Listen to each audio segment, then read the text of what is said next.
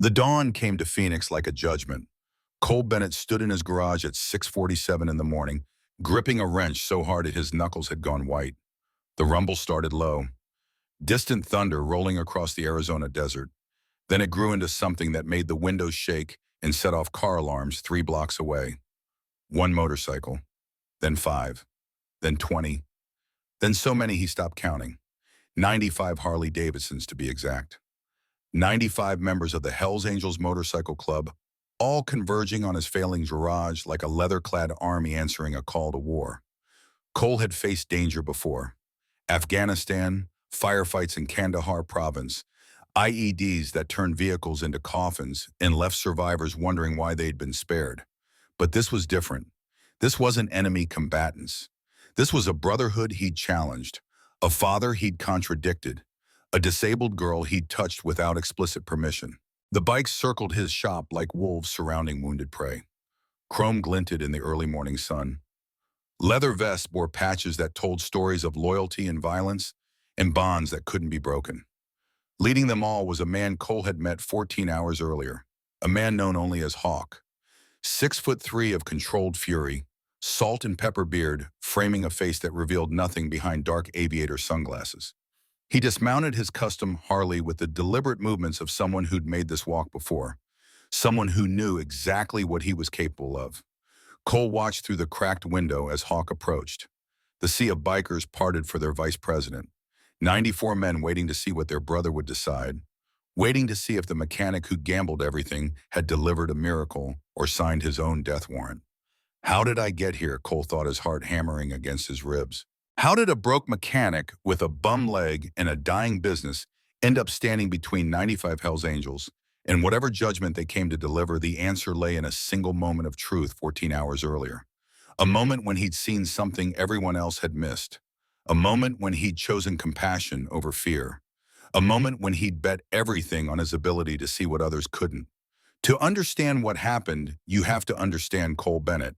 And to understand Cole, you have to understand that his garage wasn't just a business. It was the last thing standing between him and complete failure. Bennett Auto Repair sat on the forgotten edge of Phoenix, where the desert crept close and the rent was cheap because nobody wanted to be there. The building looked like it was held together by hope and duct tape, cracked concrete floors, peeling paint on walls that had once been white but had faded to the color of old bone. A rolling metal door that squeaked every time it opened, announcing customers Cole rarely had. But if you looked closer, if you really paid attention, you'd see something else. Cole's tools, worn as they were, sat in perfect order. Every wrench in its place, every socket organized by size. The workspace might have been humble, but it was immaculate. That was the contradiction of Cole Bennett. He was broke, but he wasn't broken. Not where it counted. He'd learned precision in the Army. 8 years as a vehicle mechanic with the 101st Airborne Division. Deployed twice to Afghanistan, where he'd kept Humvees and transport trucks running through sandstorms and combat conditions. His platoon used to joke that Cole could hear an engine problem before it happened, could feel a misalignment in his bones. Mechanics keep soldiers alive. That's what their sergeant had told them. Every bolt you tighten, every system you check, that's someone's kid coming home. Cole had taken that seriously. Maybe too seriously. His ex-wife Claire used to say he cared more about machines than people. Said he could spend 6 hours diagnosing a transmission, but couldn't spend 6 minutes talking about their marriage. She wasn't entirely wrong. Cole understood machines, they made sense, they followed rules. When something was broken, there was always a reason, always a solution. People were messier. People lied. People left. Machines just needed someone who would listen. That Thursday morning, the day before 95 bikers would surround his shop, Cole was doing what he did most mornings, barely surviving. Past due rent notices sat on his desk, their red stamps screaming final notice. His breakfast had been gas station coffee and whatever optimism he could scrape together. The limp from his left leg, courtesy of an IED outside Kandahar, made him move slower than he used to. But his hands were still steady. His mind was still sharp. He'd just finished replacing brake pads on Mrs. Thompson's Honda, charging her half what any other shop would because she was 76 and living on Social Security. She tried to pay full price, but Cole had waved her off. What was he going to do? Take food money from a grandmother? His bank account disagreed with his ethics. But Cole had learned a long time ago that you could be poor and still be decent. In fact, sometimes being poor was the only time being decent really counted. Above his workbench, pinned to the wall, was a single photograph. 5 soldiers in desert camouflage arms around each other, squinting against the Afghan sun. Cole was on the left, younger, both legs working, a smile that didn't carry the weight it did now. 3 of those men hadn't made it home. Cole had. And sometimes late at night when the garage was quiet and the desert wind howled through gaps in the walls, he wondered if he'd survive just to end up here. Broke, alone, fading away in a garage nobody noticed. But then he'd look at his tools, at the photo, at the sign outside that read Bennett Auto Repair. We fix what others can't. And he'd remember that surviving meant something, that expertise earned through suffering had value, that sometimes the smallest mechanical flaw could mean the difference between life and death. He'd learned that in the desert. He was about to remember it in ways he couldn't imagine. The rumble announced them before Cole saw anything. Not the convoy of 95, just one bike. But what a bike. The Harley that pulled up to Cole's garage was a custom build, the kind that cost more than most people's cars. Chrome so polished it looked liquid, engine tuned to perfection, paint job that probably took weeks. It rolled to a stop outside his open bay door, and for a moment Cole just stared. Then the rider dismounted and Cole's survival instincts started screaming. The man was massive, 6'3" at least, broad across the shoulders in a way that suggested he didn't just ride bikes, he could probably lift them. Salt and pepper beard, long hair pulled back, and a leather vest that displayed his allegiance in patches and symbols Cole recognized immediately. Hell's Angels. Vice President. The man's eyes were hidden behind aviator sunglasses, but Cole could feel the weight of his gaze anyway. There was something predatory in the way he moved. Not aggressive, controlled. Like a man who didn't need to prove he was dangerous because everyone already knew. The man stopped 10 feet from Cole's garage entrance, looked around at the humble shop with an expression Cole couldn't read, then spoke in a voice like gravel rolling down a mountain.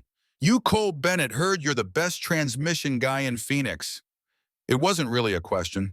Behind the man, a custom van pulled into the parking lot. Black, expensive, the kind of vehicle that suggested serious money. The side door opened, and a wheelchair lift began to descend with a mechanical whir that cut through the desert morning. And that's when Cole saw her. Sloane was 16 years old, though her eyes carried the kind of weariness that aged her beyond her years. Bright hazel eyes that missed nothing. Long auburn hair pulled into a casual ponytail. She wore a faded band t-shirt and in jeans, the kind of outfit that screamed normal teenager. But there was nothing normal about the wheelchair she sat in. The device looked like something designed by aerospace engineers. Sleek titanium frame, complex joint systems, LED panels displaying diagnostics. It was the kind of equipment that cost more than Cole made in a year, maybe 2 years. The chair descended the lift smoothly, and Sloane maneuvered it toward the garage with practiced efficiency, though Cole noticed the slight grimace that crossed her face with each movement. My daughter, the man said, and suddenly his dangerous edge made perfect sense. This wasn't just a biker. This was a father. She needs work on her chair. Bearings been squeaking. Cole hesitated. His sign said he worked on cars and bikes. This was neither. I work on bikes and cars, not medical equipment. I wouldn't want to. The man stepped closer. Not threatening, just closer. You work on anything mechanical. Says so on your sign. Bennett Auto Repair. We fix what others can't. Cole's own words thrown back at him. He looked past the man to Sloane, who'd stopped her wheelchair just outside the garage bay. She was watching him with an expression that was half curiosity, half amusement. He's not going to hurt you, she said, and there was the ghost of a smile on her face. The man didn't react to her comment, but Cole saw the slight softening around his eyes. This terrifying man in the leather vest had a daughter who teased him, who wasn't afraid of him, who saw past the patches and the reputation as something else. Name's Hawk, the man said, and Cole understood it was both introduction and warning. This is Sloane. The chair cost $40,000, built by specialists in California, top of the line, but it's squeaking. And when I asked where to take it, 3 people mentioned your name, said you see things other mechanics miss. Cole felt the weight of expectations settle on his shoulders. This wasn't just a job. This was a test. He could feel it in the way Hawk watched him, the way Sloan waited to see what he'd say. He nodded slowly, wiping his hands on a rag that was more grease than cloth. Bring her in. Let me take a look.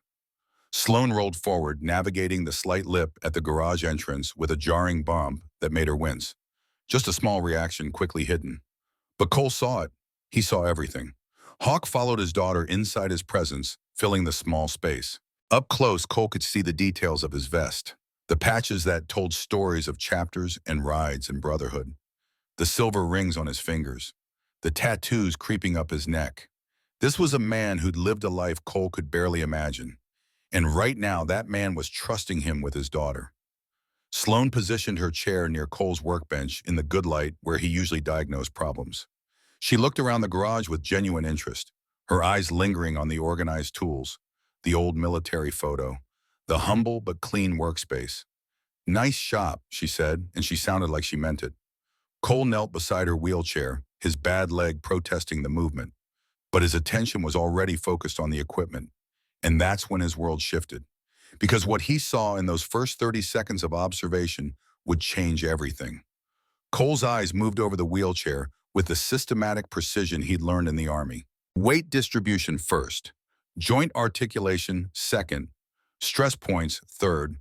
It took him less than a minute to understand something that made his stomach tighten with recognition. This isn't a mobility device, he thought. This is a Puig. The wheelchair was beautiful, state-of-the-art, expensive beyond anything Cole had worked on before, and it was fundamentally, catastrophically wrong. Not broken. Wrong, there's a difference. Broken means something failed. Wrong means it was built to fail. The weight distribution was backward. The battery pack, the heaviest component, sat too far forward, putting 45 pounds of pressure on Sloane's lower back instead of distributing it through the frame. Her spine was being forced into an unnatural curve just to balance the chair's center of gravity. The wheel alignment was off by degrees so small most people wouldn't notice. But those degrees added up. Every time Sloane moved, her body had to compensate for wheels that wanted to pull slightly left. After hours of use, that compensation would turn into chronic shoulder pain, permanent muscle strain. The joystick sensitivity was set so low that Sloane had to push hard to get the chair to respond. Cole could see the calluses on her right hand where she gripped the control. A 16-year-old girl shouldn't have calluses from asking her wheelchair to move. And the brake system. God, the brake system. It engaged unevenly, left side catching a fraction of a second before the right, creating a jarring stop that would snap her neck forward every single time. Cole had seen this before. Not in a wheelchair, in a Humvee outside Kandahar.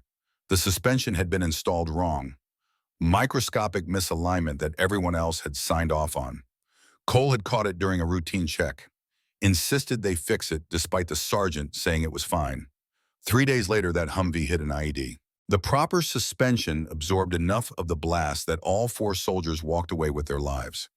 If Cole hadn't caught that flaw, hadn't insisted on fixing what everyone else said was good enough, those men would have died. He was looking at the same kind of flaw now. Different machine. Same principle.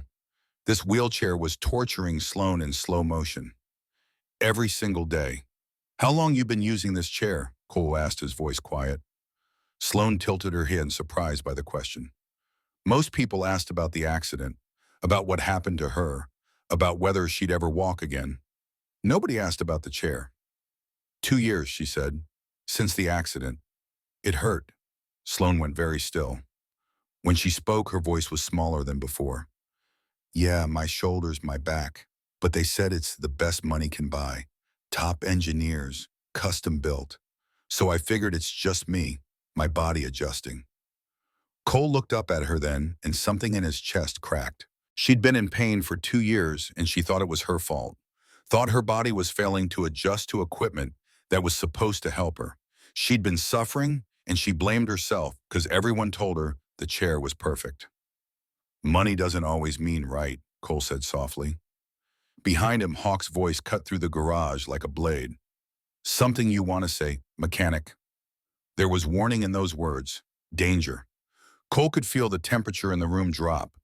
He was about to contradict $40,000 worth of expert engineering, about to tell a Hells Angels vice president that he'd been failed by the specialists he'd trusted with his daughter's life. Every survival instinct Cole had screamed at him to shut up, to fix the squeak, to take his money and send them on their way, to stay small and stay safe. But Sloan was looking at him now, and her eyes held something that cut through his fear. Hope. Desperate, fragile hope. That maybe, just maybe, someone finally saw what she'd been too afraid to say. That maybe she wasn't crazy. That maybe the pain wasn't her fault. Cole had learned in the desert that sometimes the smallest mechanical flaw could mean the difference between life and death. He'd learned that staying silent when you saw a problem didn't keep you safe. It just meant someone else would pay the price for your cowardice. He stood slowly, his leg complaining, wiped his hands on his rag. The next words out of his mouth would either save Sloan or destroy him. He chose Sloan. Cole took a breath, held it, released it slowly. Then he looked directly at Hawk and said the words that would change everything. I can fix the squeak, but if you want, I can fix the real problem. The silence that followed was the kind you could cut with a knife. Hawk didn't move, didn't speak, just stood there, 6'3" of controlled danger, waiting. Finally, his jaw tightened. What problem? Cole kept his voice calm, respectful, technical, the same tone he'd used briefing officers in the Army when he'd found critical flaws in equipment. The chair's built wrong, weights backward, alignments off. Stress points are torture on her body. Whoever designed it focused on looking advanced, not on comfort or function. She's been in pain because the engineering is fundamentally flawed. Hawk's entire body went rigid. Cost me 40 grand. Specialist from California. Multiple engineers. Doctors signed off on it. And you're telling me they're all wrong. I'm not saying they're bad at their jobs, Cole said, and he meant it. I'm saying they don't listen to machines the way a mechanic does. They design what looks impressive. I'm looking at what works, and this doesn't work. Not for her. Sloan had gone completely still in her chair, her hands gripped tight on the armrests. Cole could see her barely breathing, waiting to see what would happen, waiting to see if her father would accept this or explode. Hawk took off his sunglasses slowly. His eyes were gray, hard as steel, and they pinned Cole in place like a butterfly on a board. You got some balls, mechanic. I'll give you that. You're either the best I've ever met, or you're running the stupidest con in history. I'm not conning anyone, Cole said. I'm telling you what I see. Your daughter's been suffering for 2 years because nobody wanted to admit the emperor had no clothes. Well, I'm not afraid to say it. The chair's wrong. I can fix it. Or you can take it somewhere else and she can hurt for another 2 years. Sloan leaned forward suddenly, her voice breaking the standoff. You really think you can make it better? Cole finally looked away from Hawk and focused on her.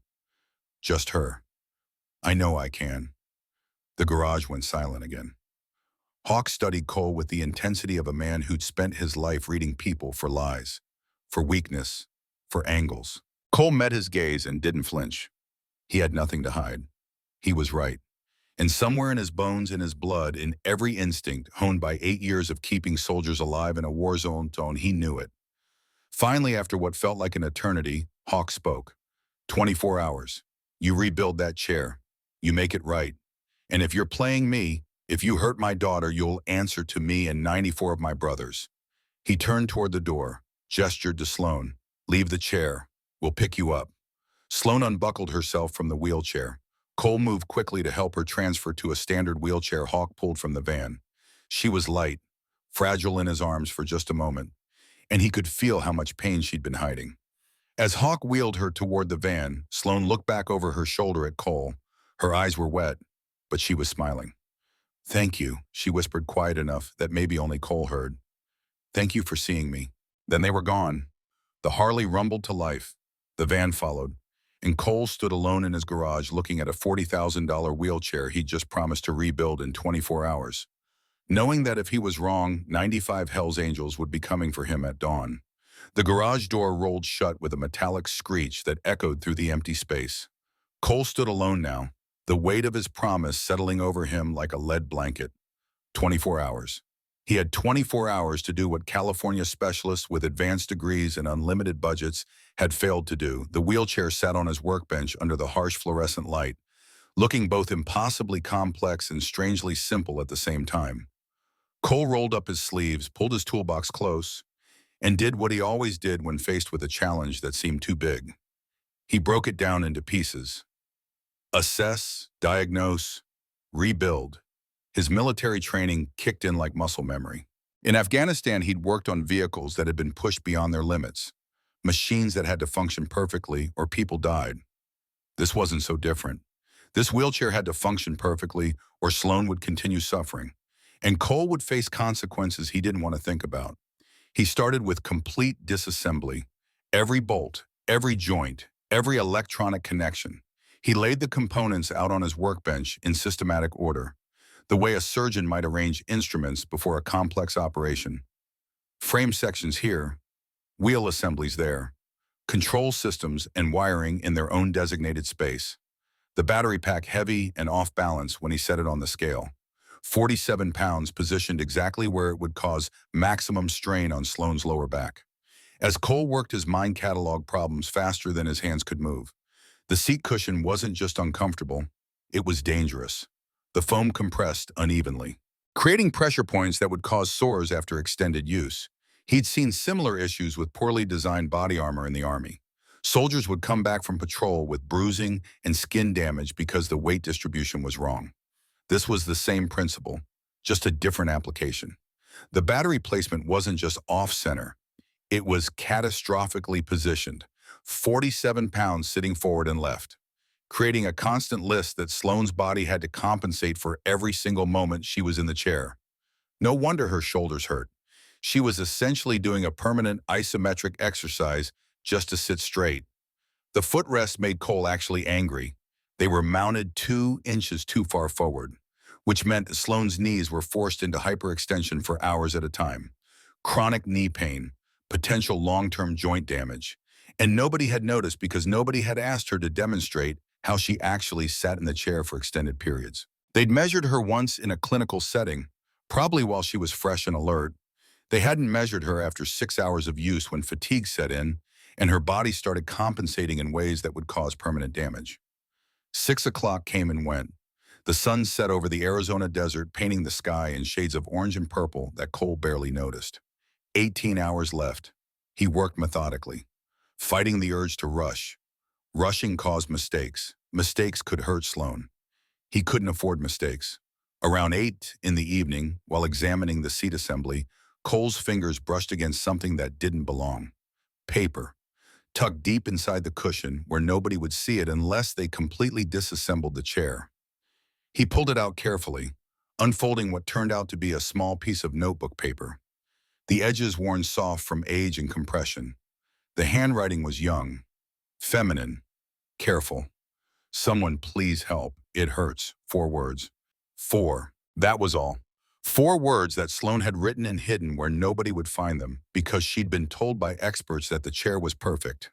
4 words that said she'd been screaming silently for 2 years and nobody had heard her. Cole set the note down on his workbench next to the photo of his old Army unit. Mechanics keep people alive. That's what their sergeant had told them. Every bolt you tighten, every system you check, that's someone's kid coming home. Cole looked at the disassembled wheelchair, at Sloan's hidden plea for help, at his own worn hands that knew how to fix things nobody else could see. This isn't about proving I'm right, he thought. This is about saving this girl from 2 more years of suffering. Maybe more. Maybe forever. He picked up his wrench and got back to work. 11 o'clock hit Cole like a physical weight. He'd been working for nearly 5 hours straight, his bad leg throbbing from standing too long, his back screaming from hunching over the workbench. The garage was littered with wheelchair components, scattered tools, discarded designs he'd sketched and rejected. And suddenly, sitting on the cold concrete floor, surrounded by the evidence of his audacity, Cole felt the doubt creep in like poison through his veins. What if I'm wrong? The question arrived quietly at first, then grew louder with each passing second. What if I'm wrong? What if the California engineers were right and I'm just some broke mechanic with delusions of competence? What if I make it worse? What if Sloan gets hurt because I was too arrogant to admit I was in over my head. He could see his ex-wife's face as clearly as if she were standing in front of him. Claire, 3 years since the divorce, but her words still cut deep. They'd been fighting about something, he couldn't even remember what anymore. And she looked at him with exhausted frustration and said, "You always think you know better than everyone else, Cole. The doctors, the therapists, the marriage counselor, everyone. One day it's going to cost you everything." She'd been right in a way. His stubbornness, his inability to admit he might be wrong had contributed to the end of their marriage. He'd been so certain he could fix things, fix them, fix himself, if everyone would just listen to him. But he couldn't, and she'd left. And now here he was making the same mistake again, thinking he knew better than the experts, thinking he could see what trained engineers couldn't, thinking his instincts were more valuable than their degrees. Cole's phone sat on the workbench, Hawk's number programmed in from when they'd exchanged contact information. He picked it up, finger hovering over the dial button. He could call right now, apologize, say he'd been hasty, that he needed more time, that maybe they should get a second opinion from other specialists. Hawk would be angry, but Cole would survive. He could live with looking like a fool. What he couldn't live with was hurting Sloan. The phone felt heavy in his hand, the weight of potential failure crushing his chest. Then his eyes landed on the note. "Someone please help, it hurts." 4 words that Sloan had been too afraid or too conditioned to say out loud. 4 words that represented 2 years of suffering she blamed on herself because everyone told her the equipment was perfect. Cole set the phone down.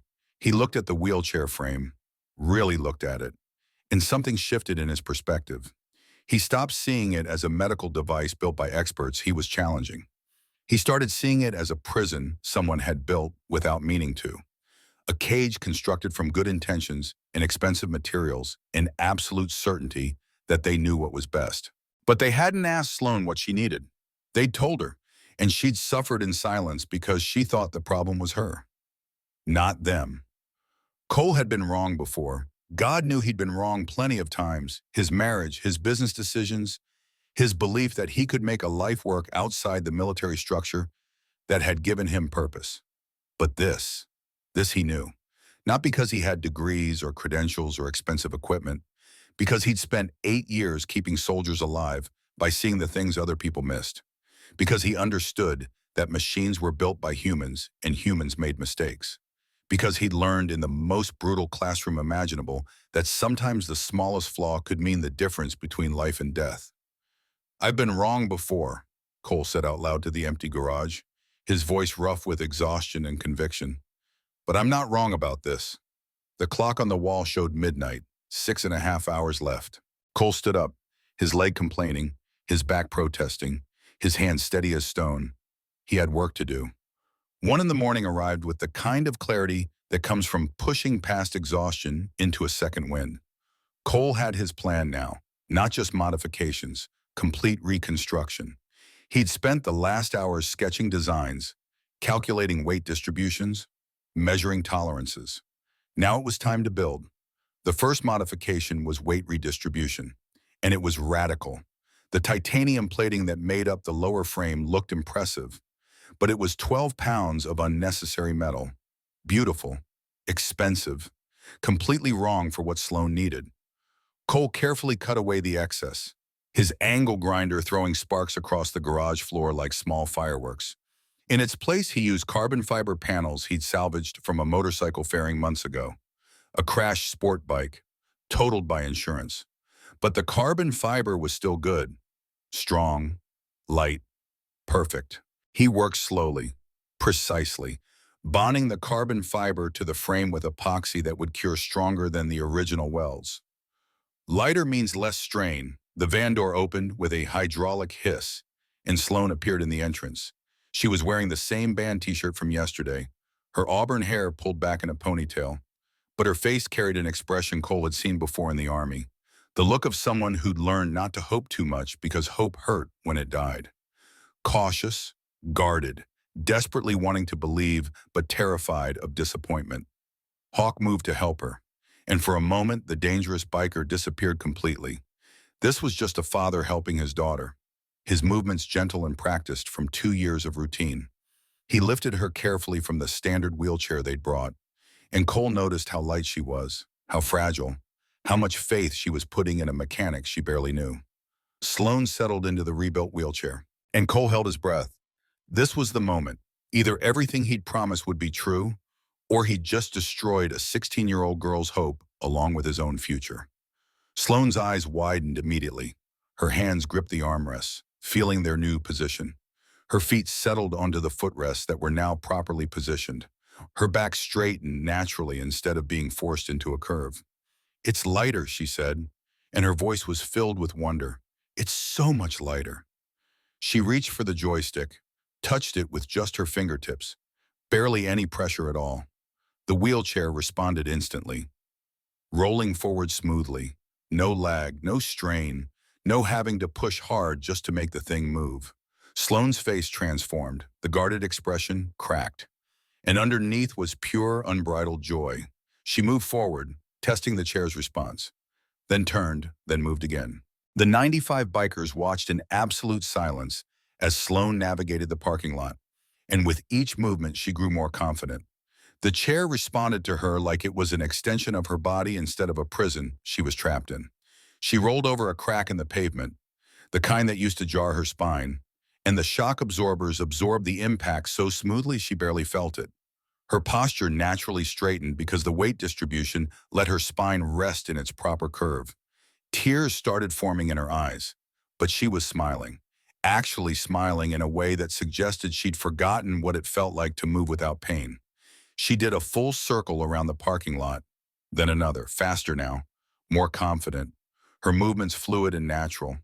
The bikers remained silent, watching this miracle unfold, and Cole could see some of them wiping at their own eyes. Hard men who'd seen violence and lived rough lives, moved to tears by a teenage girl remembering what freedom felt like. Sloane stopped the wheelchair directly in front of Cole. She looked up at him, and tears were streaming down her face, but she was laughing. A breathless, disbelieving sound that was part joy and part release of 2 years of suffering, finally acknowledged. "I forgot," she said, her voice breaking. "I forgot what it felt like to not hurt." Those words hit Cole harder than any punch ever could. For 2 years, Sloane had been in constant pain, and she'd forgotten that life could be different. She'd accepted suffering as her new normal because everyone told her the equipment was perfect and the problem must be her. But it wasn't her. It had never been her. Hawk had been watching his daughter with an expression that cycled through disbelief and something that might have been grief for all the pain she'd endured unnecessarily. His jaw was clenched tight, fighting to maintain control, fighting not to break down in front of his brothers. He removed his sunglasses completely now, not caring that his eyes were wet, not caring that everyone could see the emotion he usually kept locked down. He walked toward Cole slowly, and Cole tensed instinctively. This was still Hawk, still the vice president of the Hells Angels, still a man who could destroy Cole with a word to his brothers, still a father who just realized his daughter had been suffering when she didn't have to be. Hawk stopped inches from Cole. The garage, the parking lot, the entire world seemed to hold its breath. Then Hawk extended his hand. "You saw what million-dollar engineers missed," he said, and his voice was thick with emotion he wasn't trying to hide anymore. "You saw my daughter when they just saw a case study." Cole took his hand, and Hawk's grip was firm but not threatening. They shook. Two men from completely different worlds connected by a 16-year-old girl who'd suffered in silence until someone finally listened. The silence that had blanketed the parking lot shattered. Bikers started clapping, whistling, shouting approval. Some of them moved forward to examine the wheelchair more closely, asking Sloane how it felt, marveling at the modifications Cole had made. Others clapped Cole on the shoulder, nodded in their respect, accepted him in a way that transcended words. Sloane was still crying, still smiling, and she reached out to grab Cole's hand. "Thank you," she whispered. "Thank you for seeing me." And Cole, exhausted and overwhelmed and barely able to process what had just happened, could only nod, because he understood now what he'd really done. He hadn't just fixed a wheelchair, he'd given Sloane her life back. And in doing so, he'd found something he'd been missing since leaving the Army. Purpose, community, a reason to matter. The celebration didn't last long. Hawk's hand was still on Cole's shoulder when his expression shifted from gratitude to something more serious, more purposeful. "We need to talk," he said, his voice dropping to a tone that suggested this wasn't a request. Inside, Cole's relief evaporated instantly, replaced by familiar tension. He nodded, following Hawk back into the garage. Sloan rolled in behind them, and three other bikers followed, their presence filling the small space with leather and gravity. The garage door rolled down, cutting off the sunlight and the celebrating brothers outside. Whatever was about to happen, Hawk wanted it private. Hawk stood in the center of the garage, arms crossed, and the dangerous edge Cole had seen that first day was back. Not threatening exactly, but absolutely serious. "You did something today that matters," Hawk began, his voice measured and controlled. "You fixed my daughter when nobody else could. When specialists with degrees and fancy equipment and all the money in the world failed, you succeeded. That means something." Cole waited, sensing the butt coming before Hawk said it. "But you also disrespected 40 grand worth of work from experts. You called out engineers, doctors, specialists. You made them look like fools. You made me look like a fool for trusting them." Cole tensed, his mind racing through possible responses, possible defenses. But Hawk wasn't finished. "So here's the deal." Hawk pulled a folded piece of paper from his vest pocket and set it on Cole's workbench with deliberate precision. "You're going to fix every broken wheelchair walker and mobility device in our community. For free." The words hit Cole like a physical blow. For free. Every device. His struggling garage could barely keep him fed. And now he was being told to work for nothing. Cole opened his mouth to protest, but Hawk held up one hand, silencing him. "Your community?" Cole managed to ask, his voice tight. Hawk unfolded the paper, revealing a handwritten list of names. Dozens of them.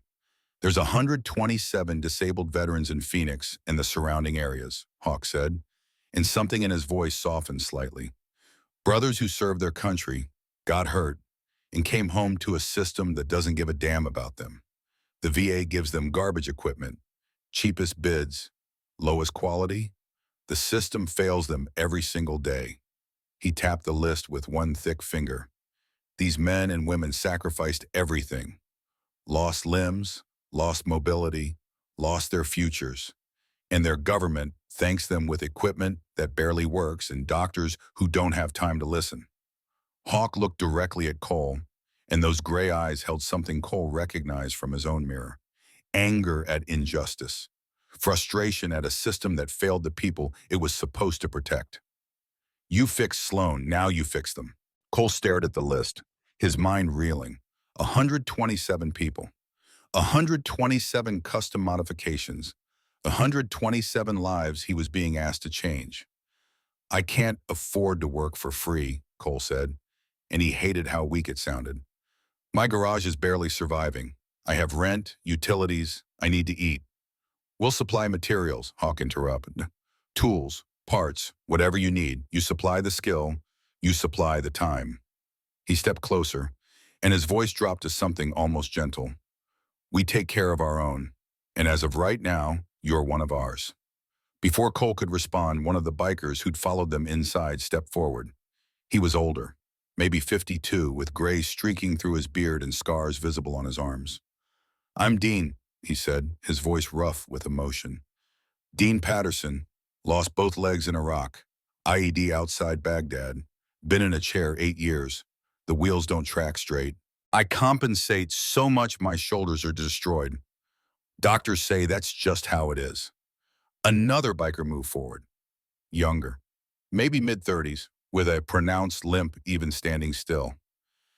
"Carter Mills, blown hip, IED outside Mosul. They gave me a walker that's too short. Been killing my back for 6 years. Physical therapist says I need a custom fit, but insurance won't cover it. So I live with the pain." They kept coming forward, one by one, names and stories, injuries and inadequate equipment, Marines and Army and Air Force, men and women who'd served and sacrificed and been abandoned by the very system they defended. Each story was a weight added to Cole's shoulders, but it was a weight he recognized. These were his people, his brothers and sisters, in a way that transcended motorcycle clubs or social groups. They'd served, they'd sacrificed, they'd been failed. Cole looked at Sloane, who was watching him with an expression that said she knew exactly what he was feeling. She'd lived with inadequate equipment for 2 years. These veterans had lived with it for much longer. I don't know if I can help everyone, Cole said quietly. Honestly, some problems might be beyond what I can fix in a garage with salvage parts. Hawk nodded, respect in his eyes for Cole's honesty. Then you tell them the truth, but you try. That's all anyone can ask. You try and you don't give up, and you don't charge them money they don't have. He extended his hand again, and this time it felt like more than a handshake. It felt like an oath, a binding agreement between men who understood what honor meant. Cole took his hand, and as they shook, he felt something settle in his chest.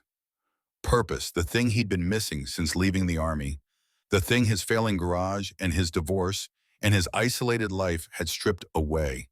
He was being given a mission, a reason to matter. When do we start? Cole asked. Dean grinned through his scarred face. Brother, we start now. Day one began before the sun finished rising. Dean's wheelchair was first, and Cole approached it the same way he'd approached Sloane's. Systematic assessment, root cause analysis, understanding not just what was broken, but why. The tracking problem was actually elegant in its simplicity. The wheels were slightly different diameters, a manufacturing flaw so small nobody had caught it. But over 8 years, over thousands of miles, that tiny difference had forced Dean to constantly compensate, destroying his shoulders in the process. Cole rebuilt the wheel assemblies from scratch, matching them perfectly, adjusting the alignment until the chair tracked straight as an arrow. When Dean tested it rolling across the parking lot without having to correct his course, without his shoulders screaming in protest, he stopped in the middle of the lot and just sat there. His broad shoulders started shaking, and Cole realized he was crying. Dean rolled back to Cole and pulled something from around his neck. His dog tags, the ones he'd worn through 3 deployments. You earned these, brother, Dean said, pressing the worn metal into Cole's hand. More than I ever did. Day 2 brought Carter in his too-short walker. Cole adjusted the height, added cushioned grips that wouldn't cause blisters, and reinforced the frame so it could handle Carter's weight without wobbling. The modification took 3 hours. When Carter stood with the adjusted walker, his spine straightened for the first time in 6 years. The relief on his face was immediate, profound. His wife, who'd driven him to the garage, hugged Cole so hard he couldn't breathe. She couldn't stop thanking him, tears streaming down her face. And Cole stood there awkwardly accepting gratitude he didn't feel he deserved. He was just fixing what should have been fixed from the beginning. Day 3 changed everything.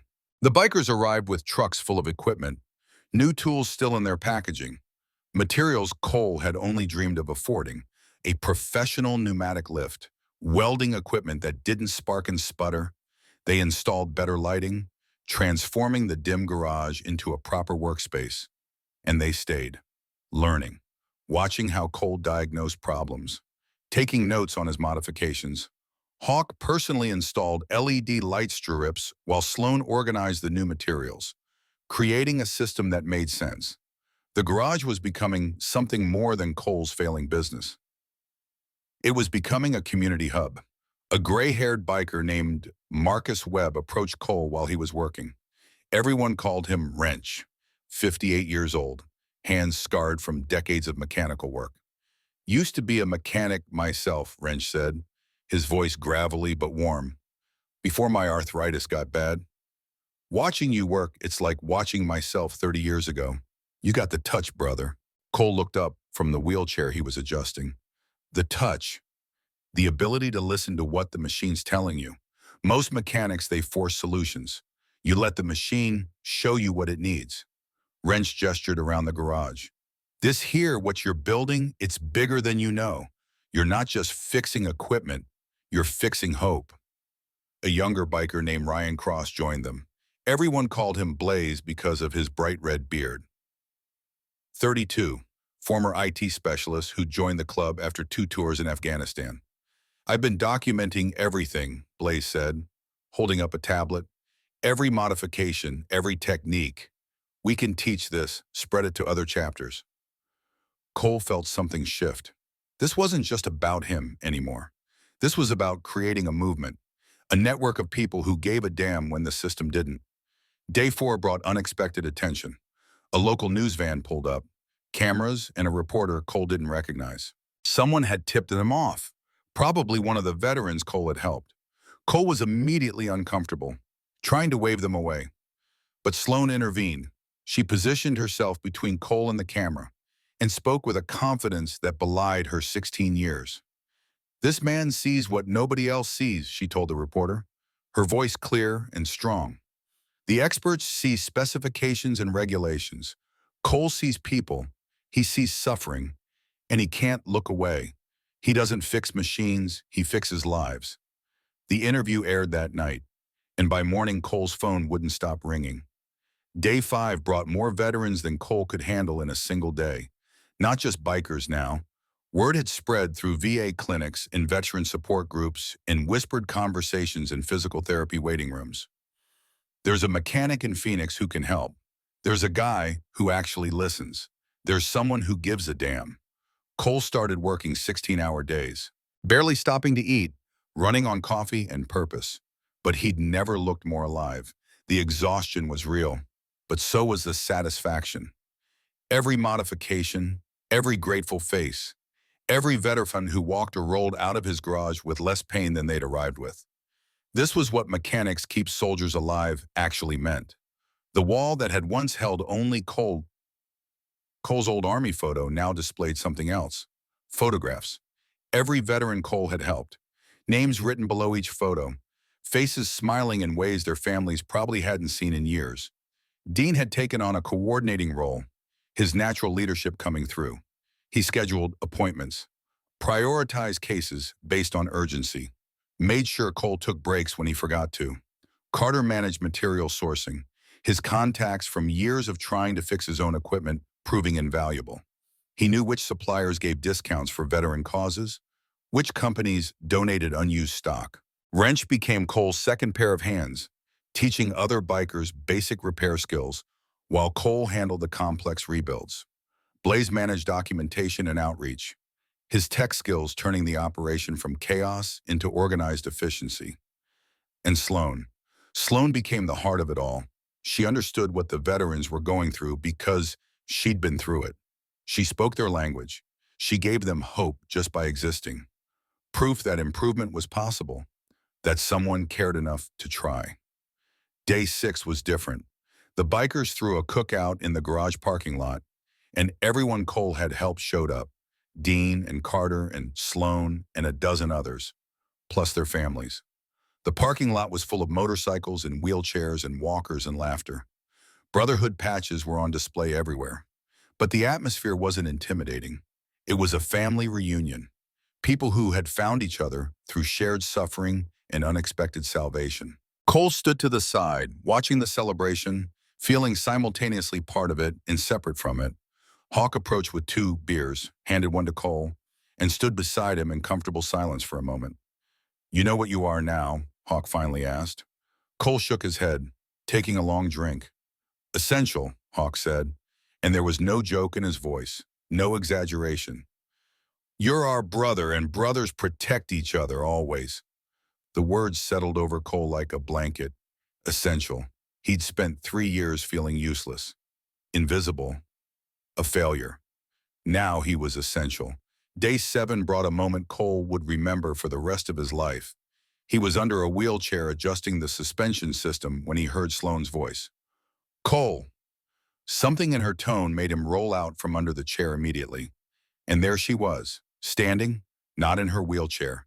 Using a walker Cole had modified, yes, but standing, upright, moving independently, walking, 3 steps, 4, 5.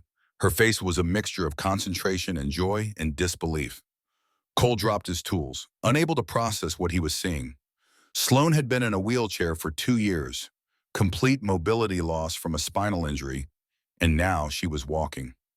"The chair helped," Sloan said, stopping in front of him, slightly breathless. "Getting my spine properly aligned, reducing the constant pain. It gave my body space to heal. The doctors said it was impossible, but they were wrong." She smiled through tears. You gave me my life back, Cole. Now I'm going to help you save others. And she did. Sloan became Cole's assistant, his organizer, his advocate. She understood the veterans' frustration when equipment didn't work. She could calm the most anxious patient because she'd been where they were. She gave them hope just by walking into the room, living proof that the impossible could happen. Week 2 became week 3. Week 3 became a month. The garage had transformed completely. What had been a failing business was now a thriving operation. Not in terms of money. Cole still wasn't charging for his work, but in terms of purpose and impact. The local TV station did a follow-up feature. The Mechanic Who Heals, they called it, and the title stuck. Cole hated the attention, but Sloan reminded him that publicity meant more people getting help, more veterans learning they didn't have to suffer in silence. By the end of month 1, Cole had helped 37 veterans. By the end of month 2, that number had climbed to 75. Each modification was different. Each person had unique needs. But the principle was always the same. Listen to what the person needs, not what the theory says they should need. A veteran named Isaiah Stone came in during week 6. Everyone called him Hammer because of his size. 6'4", built like a linebacker. Intimidating to look at until you saw his eyes. He'd lost his right leg below the knee in Afghanistan. The prosthetic the VA had given him didn't fit properly, created a gait that was destroying his hip and lower back. Cole spent 6 hours with him, not just adjusting the prosthetic, but completely rebuilding the attachment interface, creating custom padding, adjusting the angle based on Hammer's actual movement patterns instead of textbook biomechanics. When Hammer walked out of the garage that day, he moved without the pronounced limp he'd had for 4 years. His wife, waiting in the parking lot, burst into tears when she saw him. Hammer became another regular, showing up to help move equipment, to intimidate suppliers who tried to overcharge for materials, to stand quiet and massive beside Cole when difficult modifications required extra hands. The brotherhood was expanding, not just bikers anymore, veterans from all branches, all backgrounds, all united by the simple fact that someone finally gave a damn about their suffering. Month 3 brought changes Cole hadn't anticipated. The sign went up on a Tuesday morning. Professional, printed, nothing fancy but legitimate. Bennett Mobility Solutions. Below that, in smaller letters, we fix what others can't. The garage was still humble, still the same cracked concrete and desert dust, but it was transformed, organized, purposeful, alive. Hawk handled scheduling now, his natural leadership translating perfectly to logistics. He ran the operation with military precision, making sure everyone got the help they needed in order of medical urgency. Dean coordinated outreach, connecting with VA hospitals and veteran organizations, spreading the word through networks that trusted word of mouth over official channels. Carter managed the supply chain, his connections growing daily.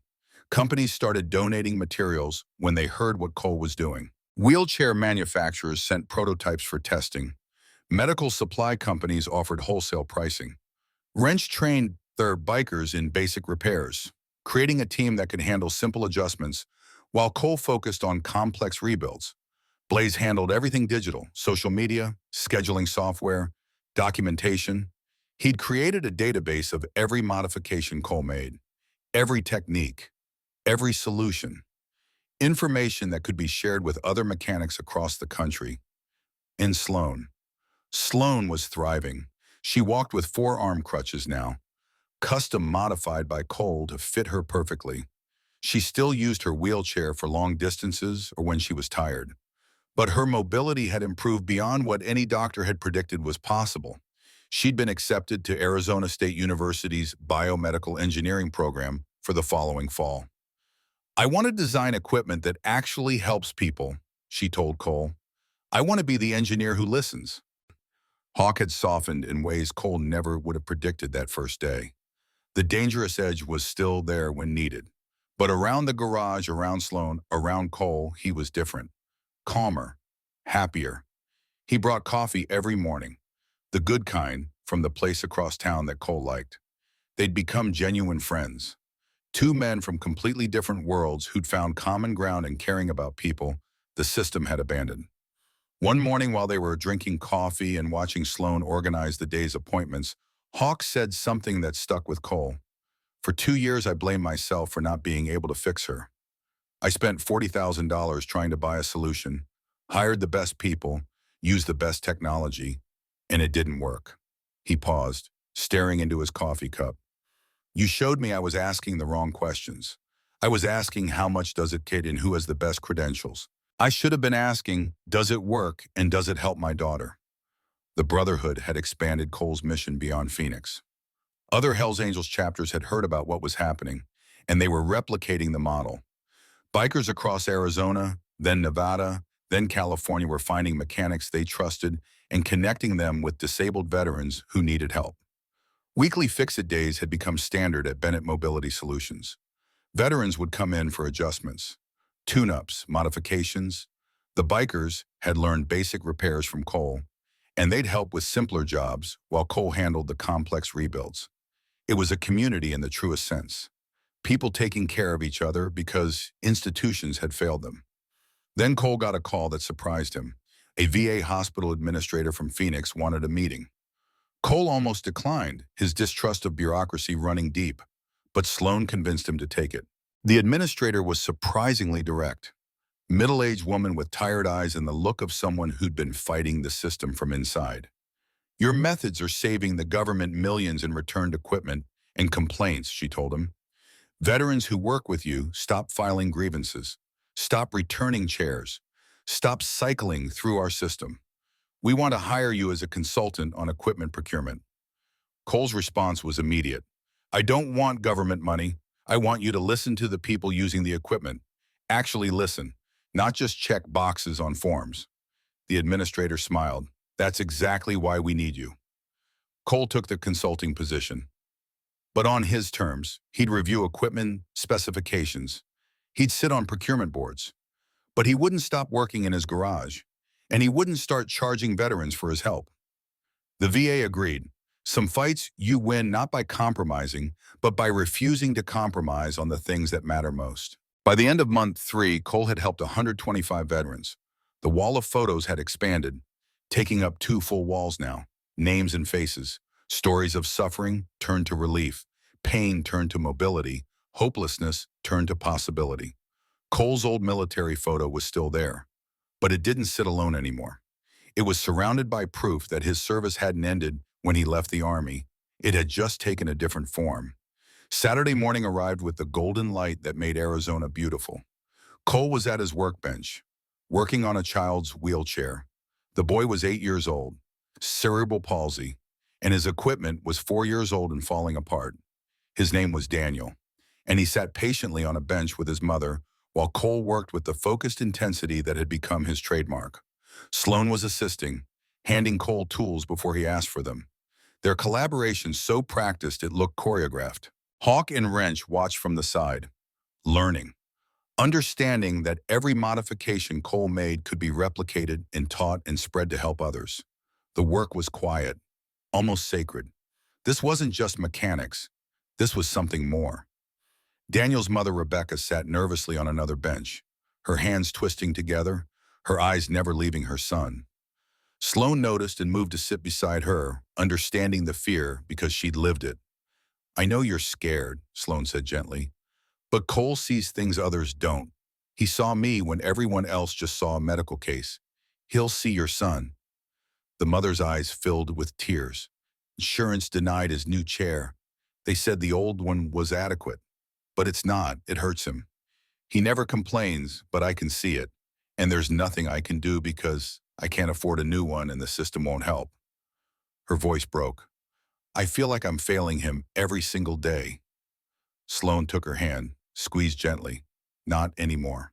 Cole finished the modifications an hour later. The chair seat had been rebuilt with proper support. The wheels had been replaced with ones that actually rolled smoothly. The control system had been recalibrated for Daniel's specific motor control challenges. When Cole helped Daniel into the rebuilt chair, the boy's face lit up immediately. The chair responded to him perfectly, moving when he wanted, stopping when he wanted, giving him control he'd never had before. Daniel rolled to his mother, and his laugh was pure joy. The kind of sound that reminded everyone in the garage why they did this. His mother collapsed forward, hugging her son, crying so hard she couldn't speak. Cole stood awkwardly to the side, uncomfortable with gratitude he never felt he deserved. Just doing what needs doing, he murmured. After Daniel and his mother left, after the garage grew quiet again, Cole sat on his familiar stool. Sloan settled beside him. Hawk leaned against the workbench, and the three of them watched the sunset paint the sky through the open garage door. The comfortable silence of people who'd been through something profound together.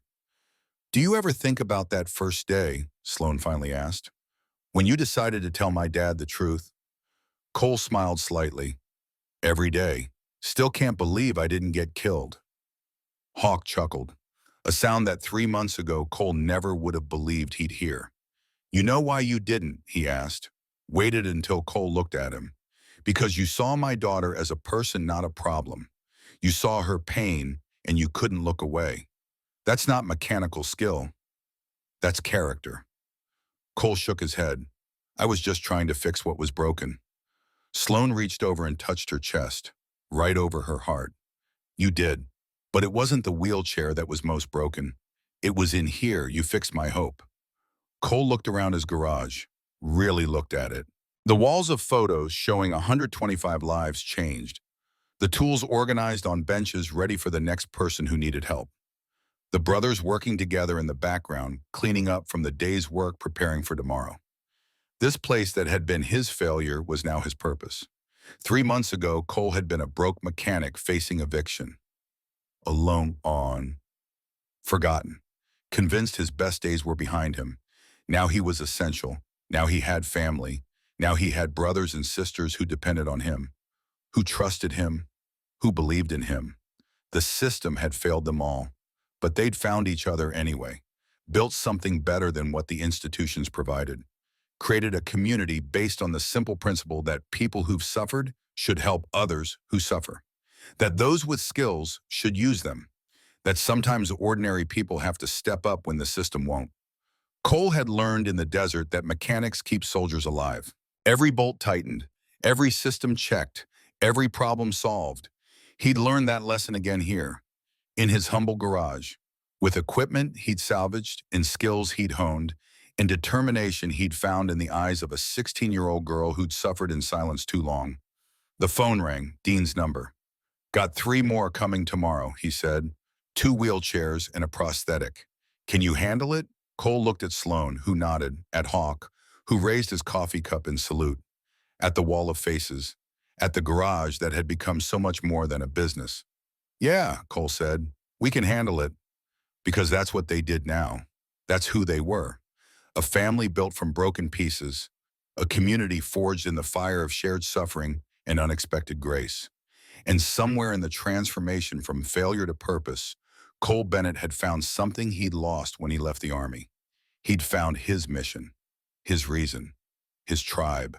He'd found home. 6 months had passed since that dawn when 95 motorcycles surrounded Cole's garage.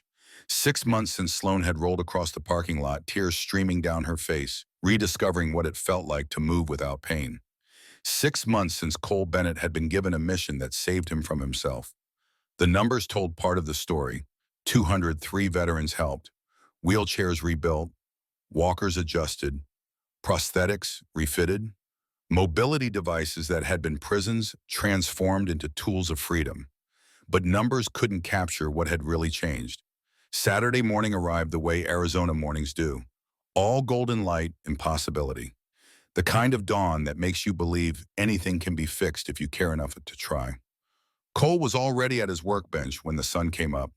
He'd been working since 5, not because he had to, because he wanted to, because the work filled something in him that had been hollow for too long. The garage had expanded. The neighboring unit had become available, and the Brotherhood had secured it without Cole even knowing until Hawk handed him the keys. More workspace, more tools, room for 3 mechanics to work simultaneously. Wrench had his own station now, training younger veterans in basic repairs, teaching them that their service didn't end when they came home, that they could still keep their brothers alive just in a different way. Blaze ran the scheduling operation from a corner office that hadn't existed 3 months ago.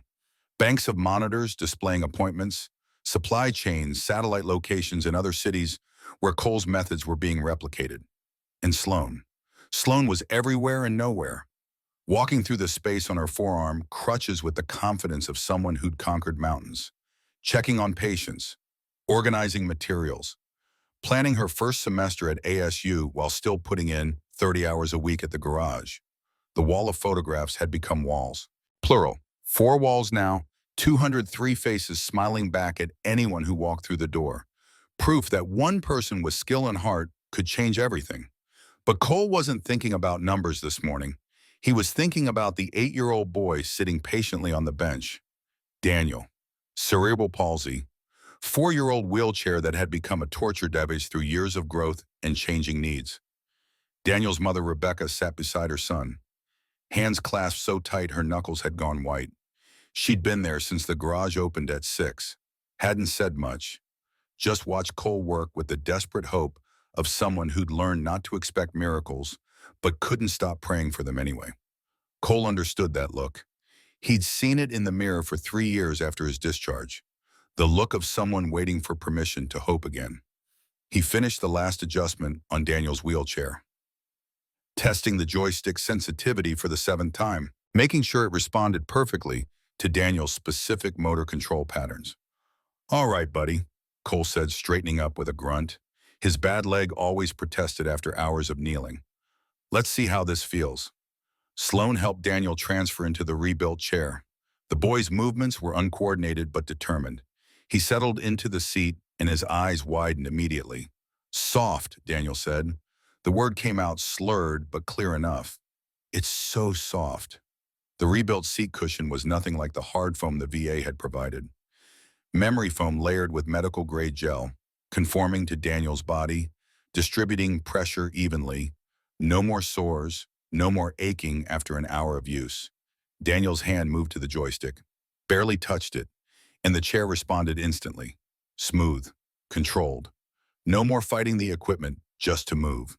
He rolled forward slowly, testing, then faster, his face transforming from concentration to wonder.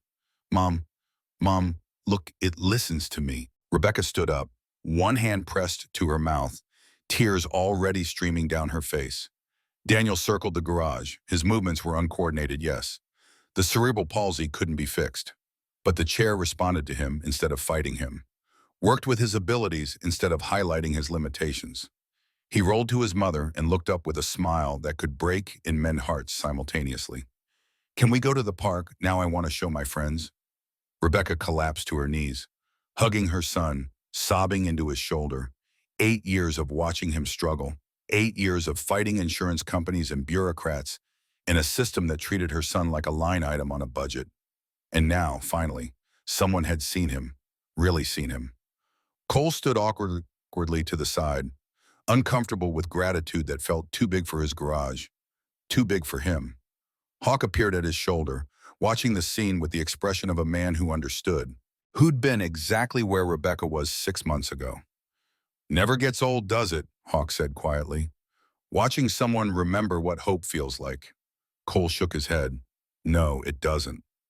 After Rebecca and Daniel left after their grateful words had faded and their taillights had disappeared down the street, the garage grew quiet. Sloan settled onto the stool beside Cole. Hawk leaned against the workbench. Wrench joined them, wiping his hands on a rag. Dean rolled up in his perfectly tracking wheelchair.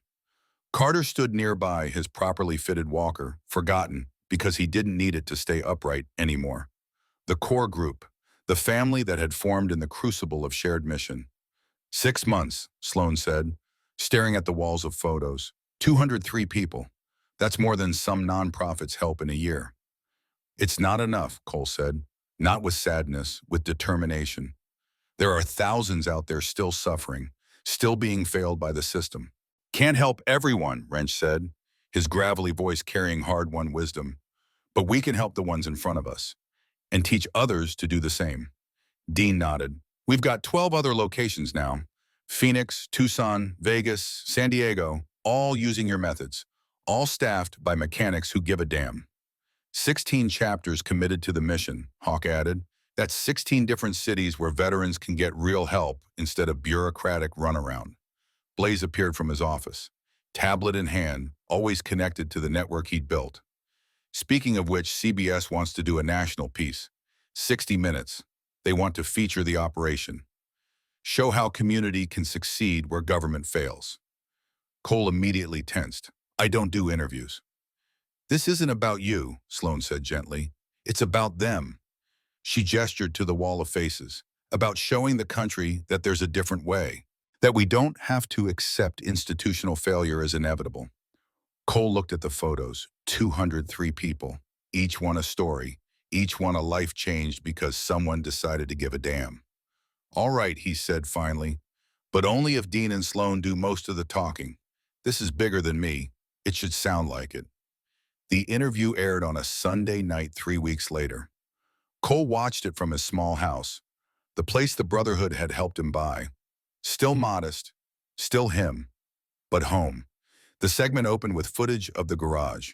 Veterans arriving, wheelchairs and walkers and prosthetics being adjusted, faces transforming from pain to relief. Then Dean's interview. Sitting in his perfectly tracking chair, his scarred arms visible, his voice steady and strong. The VA tried, I don't doubt that, but they're treating symptoms, not problems. They give you equipment that meets minimum specifications. Cole asked what you actually need. That difference. That's everything. Sloane's interview followed, standing now, walking with her forearm crutches through the garage that had given her life back. For 2 years, I thought I was the problem. The best engineers money could buy had designed my wheelchair. So when it hurt, I blamed myself.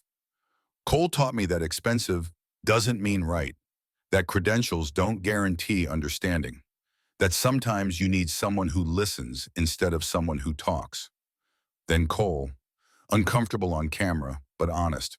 I'm not special. I'm not smarter than the engineers who designed this equipment. I just listen differently.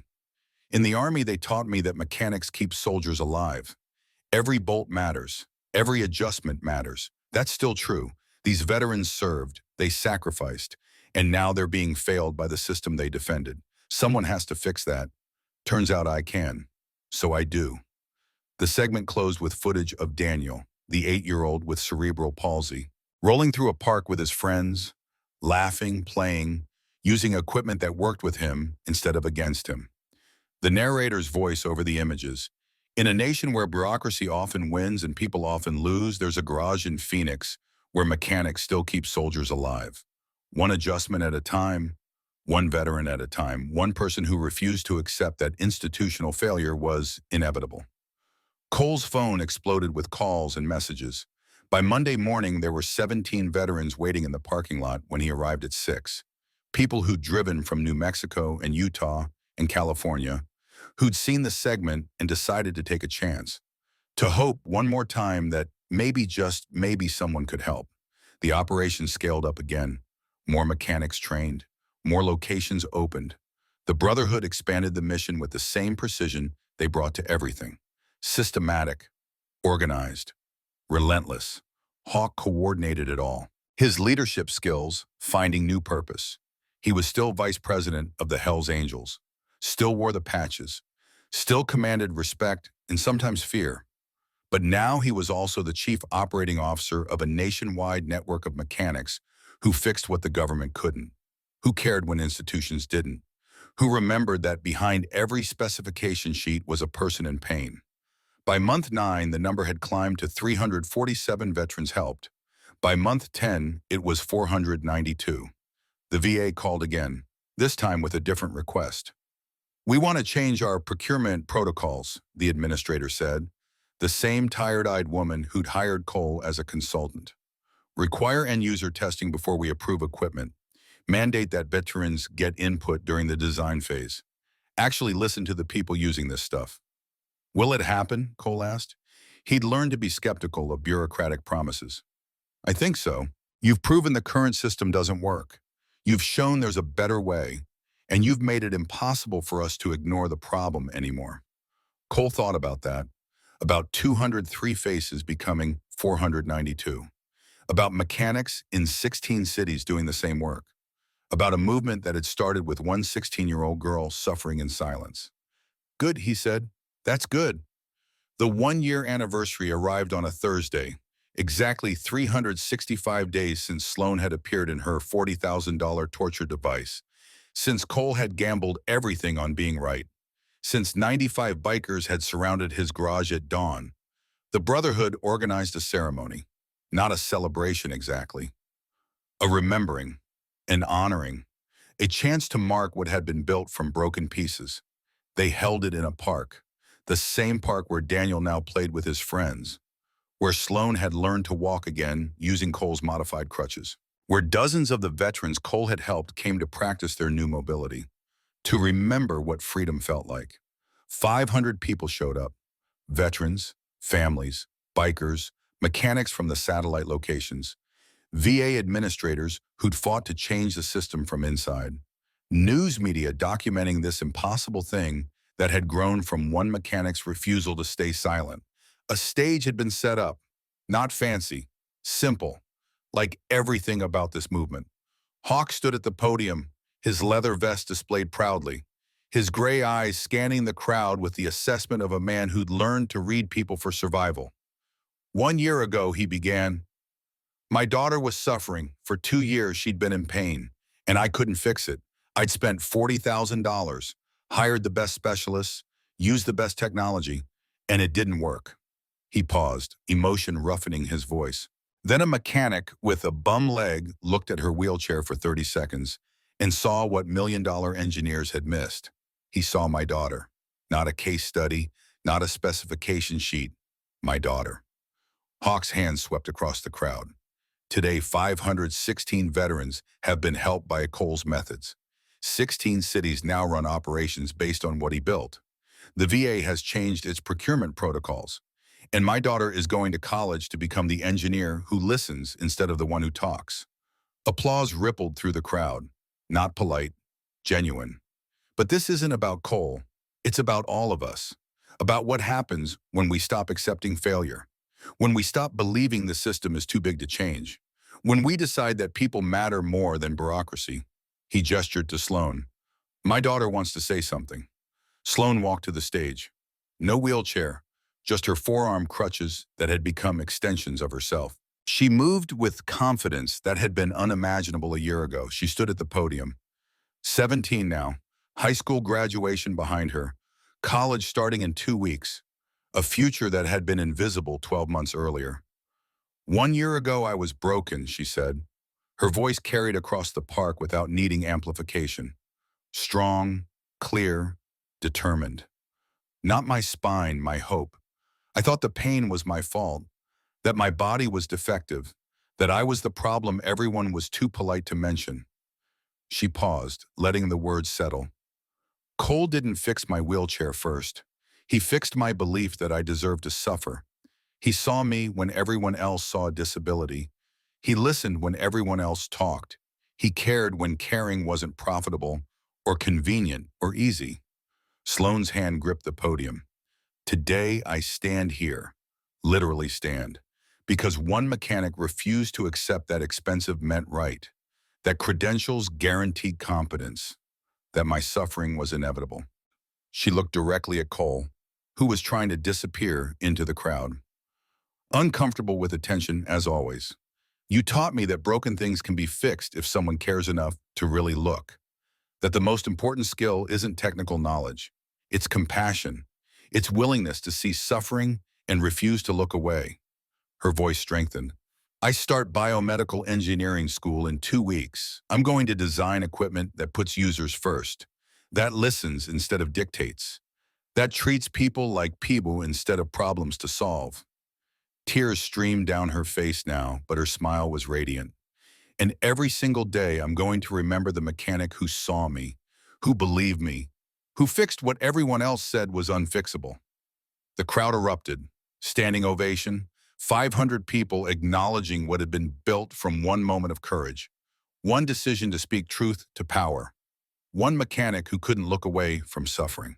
Cole stood in the back, overwhelmed, uncomfortable, grateful. Dean rolled up beside him. She's right, about all of it. I just fix things, Cole said quietly. It's what I do. No, Dean said. You see people, it's who you are. Hawk called Cole to the stage. He tried to refuse, but the crowd wouldn't let him. They chanted his name until he had no choice but to walk forward. He stood at the podium, 500 faces watching, expecting words of wisdom, inspiring speeches, something profound. Cole had never been good with words, so he spoke the only truth he knew. I'm not a hero. I'm a mechanic with a bum leg and a garage that was about to fail. Everything good that happened in the last year happened because a 16-year-old girl was brave enough to hope, because a father loved his daughter enough to take a chance, because brothers decided to take care of their own. He gestured to the crowd. You want to know the secret? There isn't one. Just listen. Really listen. When someone says they hurt, believe them. When the system fails, build something better. When you see suffering, refuse to accept it as inevitable. Cole's voice got rougher. In the Army, they taught me that mechanics keep soldiers alive. Every bolt you tighten, every system you check, that's someone's kid coming home. I thought that ended when I got discharged. But it didn't. It just changed form. He looked at the wall-sized banner displaying photos of the 516 veterans helped. These men and women served. They sacrificed. They came home to a system that failed them. Someone had to fix that. Turned out I could, so I did. Simple words, but they carried weight, truth, the kind of honesty that cuts through complexity and finds bedrock. We can all be healers. We just have to care enough to troop on. The crowd rose again, not because the speech was eloquent, because it was real. After the ceremony, after the crowd had dispersed and the sun had started setting over the Arizona desert, a smaller group remained. The core family, the ones who'd been there from the beginning or close to it, Cole and Sloan, Hawk and Wrench, Dean and Carter, Hammer and Blaze. A dozen others who'd become essential pieces of something bigger than any of them. They sat in a circle on the grass, watching the last light fade from the sky. The comfortable silence of people who'd been through fire together and emerged stronger. What happens now? Sloan asked. Not with worry, with curiosity. We keep going, Hawk said. 16 cities becomes 30, 30 becomes 50. We keep building until no veteran has to suffer because the system failed them. The VA changes are real, Blaze added. New protocols going into effect next month. End-user testing mandatory. Veterans consulted during design. We changed the system from outside, made them better. Cole listened but didn't speak. He was thinking about Daniel, the 8-year-old with cerebral palsy who could now play with his friends. About Dean, whose shoulders didn't scream anymore. About Carter, who could stand without agony. About Sloan, who'd asked for help when asking felt impossible. Who'd trusted a stranger with her suffering. I spent 3 years thinking I was useless, Cole said finally. Failed marriage, failed business, broken body. I thought surviving the war was the best thing I'd ever do, that everything after was just waiting to die. He looked around the circle, at faces that had become family. Then Sloan showed up, and I learned something. Surviving isn't the achievement. What you do after surviving, that's what matters. How you use the skills you earned, the pain you endured, the second chance you were given. Hawk nodded. You taught me that too. I thought being a good father meant buying the best, paying for expertise, trusting credentials. You showed me it meant listening, really listening, seeing her instead of the disability, believing her when she said it hurt. We're all broken in some way, Wrench added, his gravelly voice carrying wisdom earned through decades of living. The question isn't whether we're damaged, it's whether we're willing to help each other heal. The stars came out, Arizona stars that shine brighter than anywhere else because the desert has no mercy but offers perfect clarity. And sitting in that circle, Cole understood what he'd really been given. Not just a mission, not just purpose, but family, brotherhood, belonging. The things he'd thought he lost when he left the Army. The things he'd thought were gone forever. They'd been waiting, he just had to be broken enough to find them. 2 years after that dawn, when 95 bikers surrounded his garage, Cole's operation had expanded beyond anything he'd imagined. 32 cities now, 87 trained mechanics, 1,243 veterans helped. The VA's new protocols had reduced equipment complaints by 78%. Satisfaction ratings had climbed. The system was slowly, painfully learning to listen. Sloan was in her second year at ASU, top of her biomedical engineering class, already had internship offers from 3 major medical device companies. All of them wanted the student who understood that the best design came from listening to users, not impressing peers. She still worked at the garage on weekends, still walked with her forearm crutches, still gave hope just by existing. Dean had become the national coordinator, overseeing all 32 locations, training new mechanics, ensuring Cole's methods were replicated faithfully. Hawk had stepped back from day-to-day operations, but he remained the heart, the enforcer, the one who made sure nobody forgot why they were doing this. And Cole still worked in his original garage, the humble place where it all started. He could have moved to something bigger, newer, cleaner. But this garage had history, had meaning, was home. He was training his 4th class of mechanics, teaching them not just the technical skills, but the mindset, how to listen, how to see, how to care when caring wasn't convenient. 5 years after Sloan first appeared in her torture device, Cole stood in his garage on a quiet Sunday morning. The walls were covered with photos now, not hundreds, thousands, each one representing a life changed, a person helped, a moment when someone chose compassion over indifference. Sloan visited. She'd graduated from ASU with honors, had job offers from every major medical device manufacturer, had chosen to start her own company instead. "I'm going to design assistive technology the right way," she told Cole. "User-centered from day one. Veterans and disabled people consulted during every phase. Equipment that helps instead of hurts." Her company was already successful, already changing the industry, already proving that caring about people could be profitable. She walked into the garage without crutches now. Her spine had healed enough over 5 years that she only needed them occasionally. Another miracle nobody had predicted. "You know what I remember most?" she asked, standing beside Cole while he worked on a wheelchair. "Not the pain, not the suffering, not even the relief when you fixed my chair." "What then?" "The moment you saw me, really saw me. When you looked at my face instead of my disability. When you believed me instead of the experts. That moment changed everything." Cole nodded, understanding. "You taught me that broken things can be fixed if someone cares enough to try, that the system can change if enough people refuse to accept failure, that one person with skill and heart can save lives." 10 years after 95 bikers surrounded his garage, Cole was 60 years old. His hair had gone gray. His limp was worse. His hands showed arthritis from decades of mechanical work. But he'd never been happier. The operation had gone international. Canada, UK, Australia, anywhere veterans were being failed mechanics trained in Cole's methods were building something better. Over 10,000 people helped, countless more affected through the system changes forced by persistent compassion. Sloan's company was now the 3rd largest assistive technology manufacturer in America. Every product went through extensive user testing. Every design included input from the people who'd actually use it.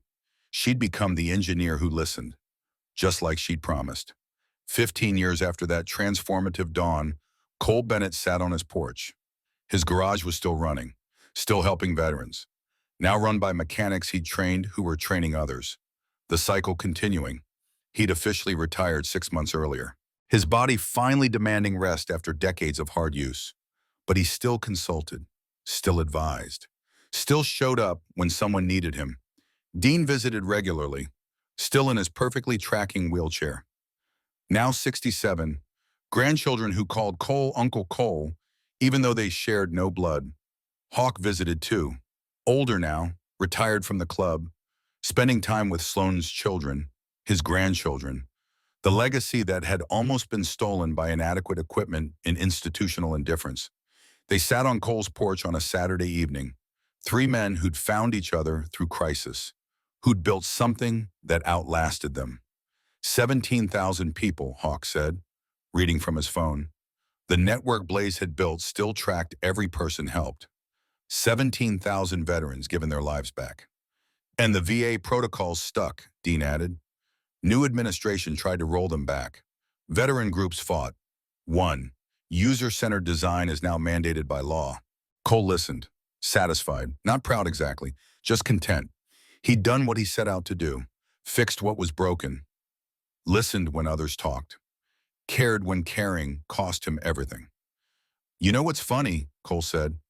15 years ago, I thought my life was over. Failed marriage, failed business, broken body. I'd survived Afghanistan but couldn't survive civilian life. He gestured to his modest house, to the garage visible down the street, to the life he'd built from rubble. Then a 16-year-old girl asked for help, and everything changed. You changed everything, Hawk corrected. Sloan asked. You answered. That's the difference. We all answered, Cole said. You, Dean, Wrench, Carter. All of you. That's what made it work. One person can see a problem. It takes a community to fix it. They sat in comfortable silence as the sun set over the desert. Three men who'd learned that redemption doesn't come from grand gestures. It comes from showing up, from caring, from refusing to accept that suffering is inevitable, from fixing what's broken one bolt at a time. The final scene came on a Tuesday morning. Cole was 83 years old now, still sharp in mind, if not in body, still living in the house the Brotherhood had helped him buy 33 years earlier. The garage was legendary now, a museum almost, the place where everything started, where one mechanic refused to stay silent, where compassion beat bureaucracy through sheer persistence. Young mechanics made pilgrimages there, to see the original workbench, to touch the tools Cole had used, to stand where the movement began. Sloan visited. She was 49 now, gray threading through her auburn hair, CEO of the second largest assistive technology company in the world, mother of three, grandmother of one. She walked without assistance. Decades of proper spinal alignment had allowed healing nobody thought possible. She carried her forearm crutches in her car, not because she needed them, because they reminded her where she'd been, what she'd overcome, who'd believed in her when believing seemed foolish. They sat in Cole's living room, surrounded by photos spanning 3 decades, 17,000 faces, 17,000 stories, 17,000 moments when someone decided to care. They want to name a VA hospital wing after you, Sloan said, the Cole Bennett Center for Adaptive Technology. Cole shook his head. I don't need buildings named after me. It's not for you, it's to remind people, to make sure nobody forgets that the system changed because one person refused to accept failure. Cole thought about that, about the young mechanic who'd stood in his garage 33 years ago, terrified, exhausted, gambling everything on being right, about Sloan suffering in silence, writing secret notes asking for help, about Hawk's desperation to save his daughter, about Dean's destroyed shoulders, about Carter's chronic pain, about thousands of others who'd been failed by institutions that forgot they existed. All right, he said finally, but only if Dean's name is on it too, and Hawk's, and Wrench's. This was never about one person. It was about people who cared when caring wasn't required. Sloan smiled. They already agreed to that. Cole looked out his window, at the desert stretching to the horizon, at the life he'd built from pieces everyone else had discarded. You know what I think about most? He asked. Not the thousands we helped, not the system we changed, not even the buildings named after us. What then? That moment in my garage, when you looked at me with those ancient eyes, when you asked if I really thought I could make it better, when you gave me permission to try. His voice roughed with emotion. I was so broken then, so lost, so certain my best days were behind me, and you gave me a reason to matter, a mission, a purpose. Sloan took his weathered hand in hers. You saved my life, Cole. You know that, right? Not just by fixing my wheelchair, by seeing me, by believing me, by refusing to accept that my suffering was inevitable. You saved mine first. They sat together in the quiet afternoon, father and daughter in all the ways that mattered, bound not by blood, but by the moment when one asked for help and the other refused to look away. The sun moved across the sky. The desert held its breath. And somewhere in Phoenix, in a garage that had become sacred ground, another mechanic was helping another veteran, continuing the cycle, honoring the legacy, because that's what they did now. That's who they were. People who fixed what was broken, who listened when others talked, who cared when institutions didn't. Mechanics who kept soldiers alive, one adjustment at a time, one person at a time, one moment of compassion at a time. And in that continuity, in that refusal to accept failure as final, Cole Bennett had found the thing he'd been searching for since the day an IED shattered his leg outside Kandahar. He'd found peace, not from forgetting the suffering, from transforming it, from taking every ounce of pain and turning it into purpose, every moment of doubt into determination, every failure into fuel. He'd learned what the Army tried to teach him, what took 33 years and 17,000 veterans to truly understand. Mechanics keep soldiers alive. Every bolt you tighten, every system you check, every person you refuse to give up on. That's how you honor the dead. That's how you serve the living. That's how you turn surviving into something that matters. Cole closed his eyes, Sloane's hand still in his, the afternoon sun warm on his face. And for the first time in his long, complicated, beautiful life, Cole Bennett felt complete. The mechanic who'd learned to heal. The soldier who'd found his mission. The broken man who'd discovered that the cracks were where the light got in. He'd started with one wheelchair, one suffering girl, one moment of courage in a failing garage, and he'd changed the world. Not through grand gestures or brilliant innovation or institutional power, through the simple, radical act of giving a damn when nobody else would, through seeing people instead of problems, through listening instead of talking, through believing that broken things could be fixed if someone cared enough to really try. That was his legacy, not the buildings or the numbers or the system changes, but the 17,000 people who learned that their suffering mattered, that someone saw them, that they deserved better than what bureaucracy provided. And somewhere in that transformation, Cole Bennett had learned it too, that he mattered, that his skills had value, that surviving was just the beginning, that the real measure of a life was what you did with the second chance you were given. He'd done something with his, something that would outlast him, something that would ripple forward through generations of mechanics who learned to care and veterans who learned to hope. Not bad for a mechanic with a bum leg in a garage that was about to fail. Not bad at all. The sun set over the Arizona desert, painting the sky in shades of gold and purple and impossible beauty. And in his living room, surrounded by 3 decades of proof that compassion could change the world, Cole Bennett smiled. He'd kept his promise. All of them.